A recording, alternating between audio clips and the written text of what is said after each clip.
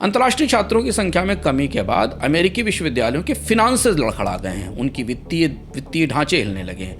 Association of international educators यानी NAFSA का आंकड़ा बताता है कि 2016 के बाद नए दाखिलों में, नए नॉमिनेशंस में और भर्तियों में कमी के कारण अमेरिकी अर्थव्यवस्था को करीब 11.8 बिलियन डॉलर और 65,000 नौकरियों का नुकसान हुआ है।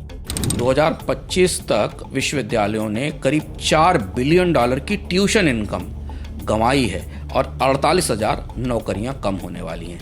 विशेष रूप से कैलिफोर्निया और मैसाचुसेट्स जैसे राज्यों में विश्वविद्यालयों को ज़्यादा नुकसान हुआ है। इसके अलावा अमेरिका के विश्वविद्यालयों की वैश्विक रैंकिंग पर भी असर पड़ा है। Academic ranking of world universities ARW में अमेरिका के शीर्ष 100 विश्वविद्यालयों की संख्या 2016 में 54 थी, जो 2025 में घटकर 42 हो गई। महत्वपूर्ण बात यह है कि इसी रैंकिंग में चीन ने अपनी उपस्थिति दोगुनी कर ली है।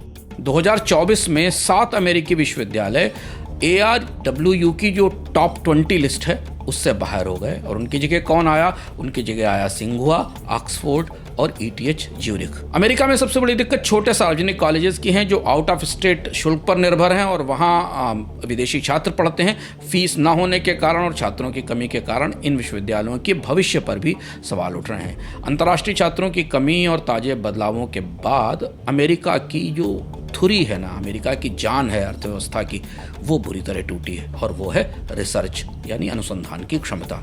नेशनल साइंस फाउंडेशन की फंडिंग में 2022 में 18% की कटौती की गई थी।